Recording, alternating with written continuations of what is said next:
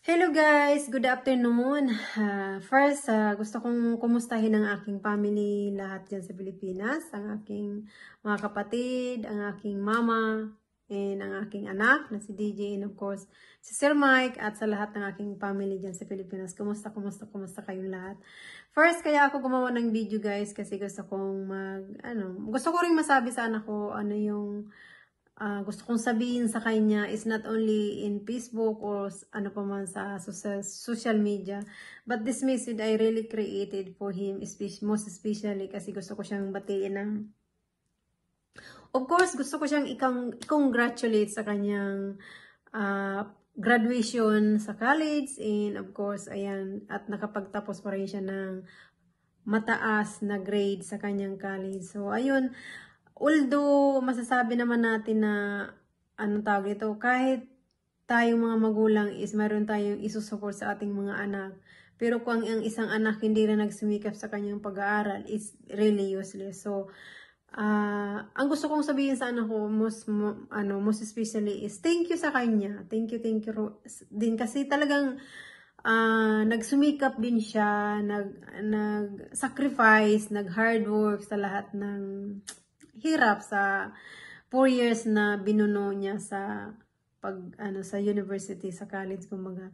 So napakahirap. I think is very difficult din para sa kanya. So yan, pinapasalamat ko yung kasi talaga naman nagsumikap siya, ano din siya, yung patient niya, yung dedication na makuha niya yung minimithi niya na makatapos siya sa kanyang pag-aaral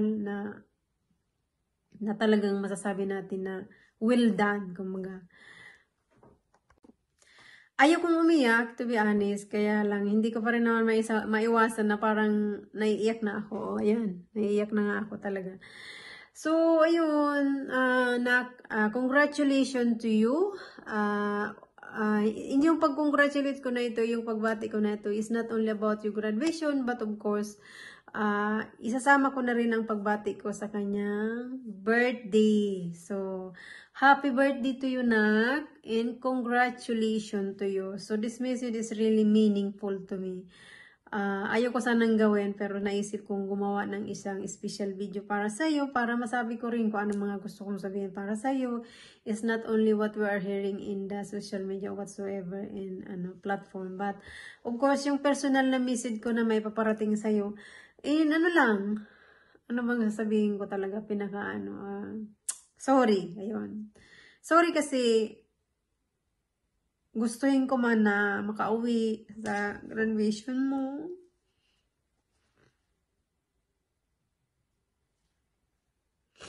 Ayaw kong umiyak kasi lalaki yung mata ko. Gatay. So, ayan, ayaw kong umiyak talaga, to be honest. Basta, hindi ko naman kasi talaga ini-expect na hindi siya lalabas hindi lalabas yung visa ko before ng graduation mo.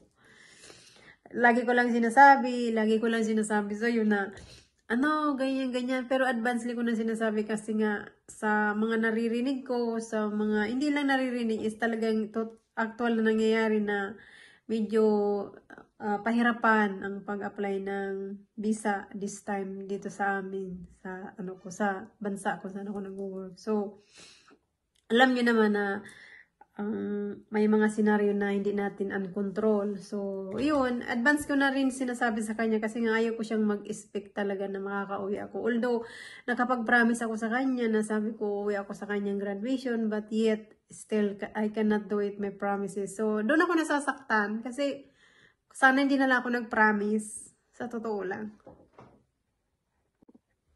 So, yun, doon ako nasaktan na, to be honest. Yung nag-promise ako sa'yo na uuwi ako. If you remember last time na nag-uwi ako is nag-promise ako sa'yo na uuwi ako sa graduation mo. And yet, hindi ko nagawa yun. So, doon ako nasaktan kasi, alam mo naman si mama mo. Ayaw ko talaga kasi nagpa-promise ako sa isang bagay na hindi ko nagagawa. So, yun ako. And of course, nasasaktan din ako kasi maraming mga special occasion na wala ako sa tabi mo, to be honest. Pero, wala tayong mga gawa. Kumbaga, sabi mo nga yan eh. So, pinapasalamat ko pa rin kasi, ano siya, naiintindihan ako ng anak ko. Naiintindihan niya ako, guys.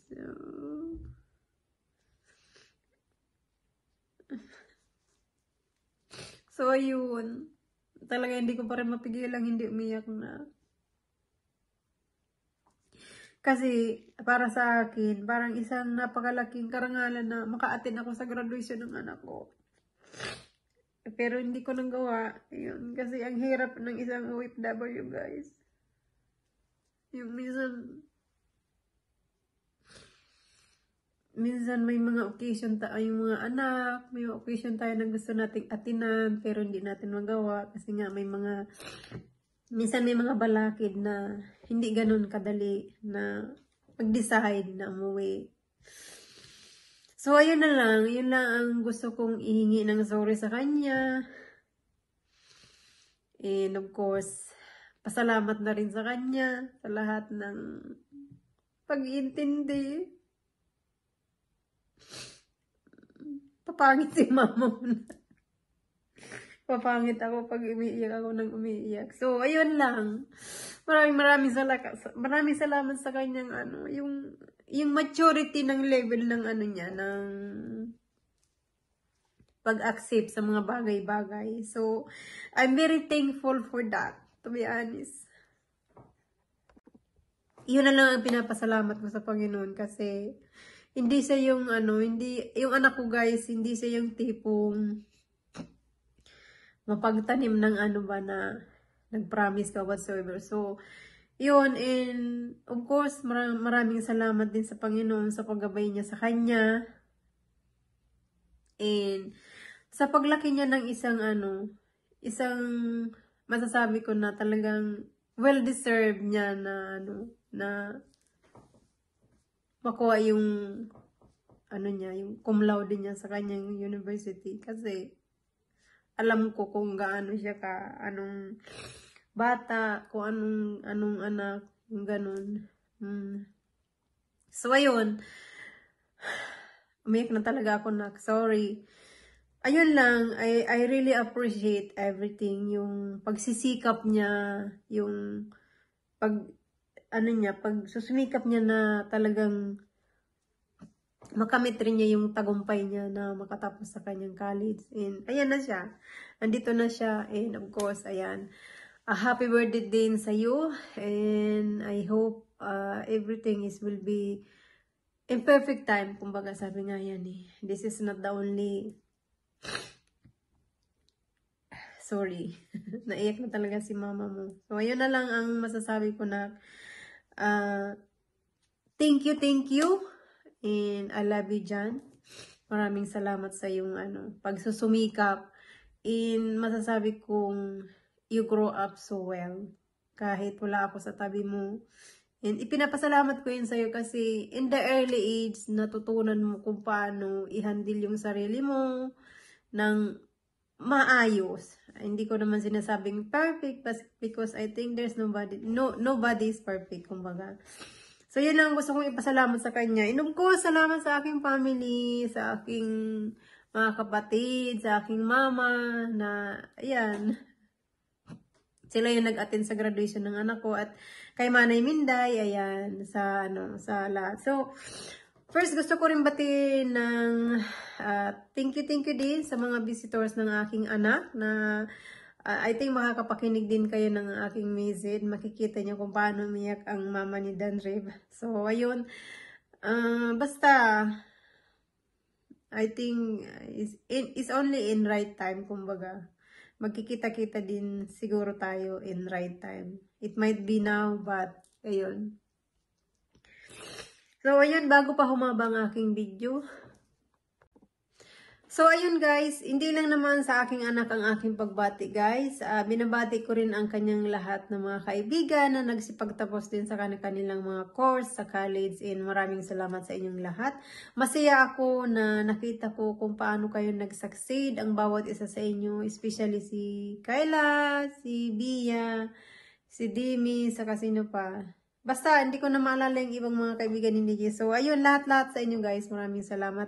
And congratulations to all of you guys. I hope to see you more successful. Each of you, ayan ang aking mithiin para sa inyong lahat. And makita ko kayong naging success ang bawat isa sa inyo ay is more than enough para sa akin as your auntie or tita whatsoever pa man. So, ayan, congratulations sa aking mga sa mga classmate ng anak ko pala yun. So, congratulations din sa inyong lahat. And of course, congratulations din sa kanyang mga kaibigan, mga close friend na nagsipagtapos din sa kanilang college. So, ayun, si Bridget, sino pa bang hindi ko na-mention? Ayaw ko sana mag-mention kasi baka pag hindi ko na-mention yung maalala yung name, makalimutan ko magtampo ba. So, ayun, pag hindi ko maalala, basta lahat ng kaibigan ni DJ. So, congratulations sa inyong lahat, guys. Na, ang tawag ito. Tapos na yung college, and of course, the next step is magtatrabaho na. So, good luck sa inyong lahat. Good luck. So, thank you, guys. Bye-bye. So, ayun guys, I think that's all for today's video from me na umiyak. Ayaw ko din sana umiyak guys, to be honest. Ayaw ko din umiyak sana na habang nagsasalita ako is umiiyak. So, ayun lang. And thank you sa inyong lahat. And I hope you enjoy the food. Kung ano man ang nakayanan kong i-prepare para sa inyong lahat. It's not only for me, of course, sa mga taong nasa likod na magtutulong-tulong diyan para masakatuparan ng aking planong celebration sa aking anak. So, ayun.